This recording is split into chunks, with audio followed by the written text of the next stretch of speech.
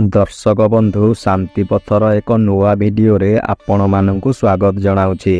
आजिर video रे आमे हिंदू मानकर महान ग्रंथ महाभारतर उत्पत्ति विषय रे सम्यक आलोचना करिबा। दर्शक बंधु महाभारतर कथा आरंभ हुए हस्तिनापुर राज्यर राजा शांतनुक समयरु। शांतनु जणे पराक्रमी एवं शक्तिशाली राजा थिले। दिने राजा शांतनु शिकार करिबा समय रे गंगा नदी कूल रे जणे अत्यंत सुंदरी नारी को देखिथिले। से नारी प्रकृत रे गंगा देवी थिले, जिए पृथ्वी पृष्ठ रे अवतरण करिथिले।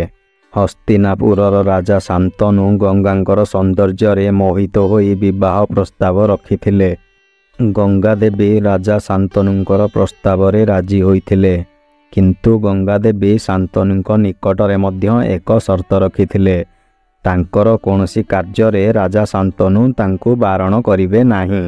हस्तिनापुरर राजा शांतनु गंगांकर शर्त को स्वीकार करी तांकु विवाह करिथिले। विवाह परे गंगा गोटिए परे गोटिए एमिति 7टी पुओ को जन्म कले एवं सेमानंकु नेई गंगा नदी रे भसाई देउथिले। एहा देखि राजा शांतनु अत्यंत दुखित होइथिले, किंतु निजर पूर्व शर्त पाई निज मन को संयम करिथिले।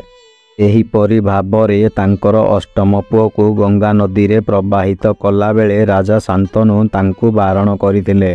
तापरे गंगा देवी राजांकु सत्य कहिथिले जे तांकर पुओ माने 8 जण बसुथिले, जिए कि ऋषि वशिष्ठंक अभिशाप रे पृथ्वी पृष्ठ रे जन्म ग्रहण करिथिले। तापरे गंगा राजांकर शर्त भंग कारणरु तांकर अष्टम पुत्र को शांतनुंक हस्तरे छाड़ी चली जाइथिले।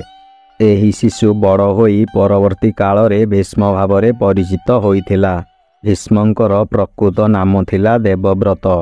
देवव्रत तांक पिता शांतनुंकर सामाजिक दायित्व पूरण पाई आजीवन ब्रह्मचर्य ग्रहण करी हस्तिनापुरर सिंहासन पाई तांकर अधिकार को त्याग करिथिले।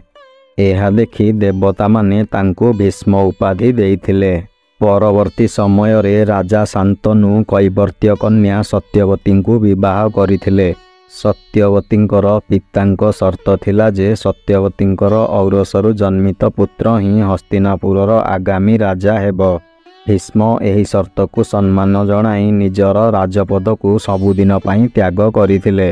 परवर्ती समय रे सत्यवतींकर 2 पुओ होइथिला। सेमाने हेले चित्रांगद और विचित्रवीर्य, किंतु चित्रांगदंक अकाल मृत्यु होइथिला एवं विचित्रवीर्य संतानहीन होई मृत्युवरण करिथिले।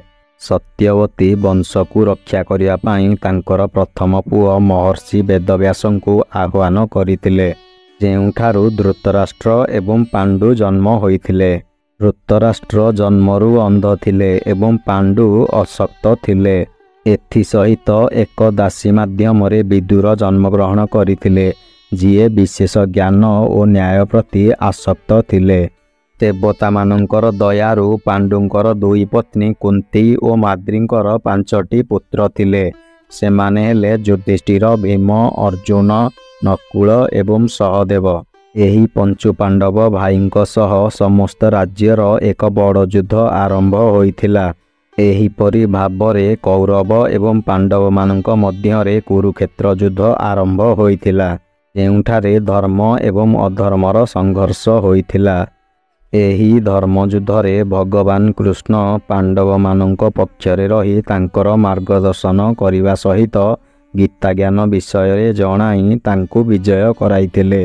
दर्शक बंधु एठारे आजिर भिडियोटी शेष हेउछि। आशा करुछि भिडियोटी तुम मानंकु भल लागिथिबो।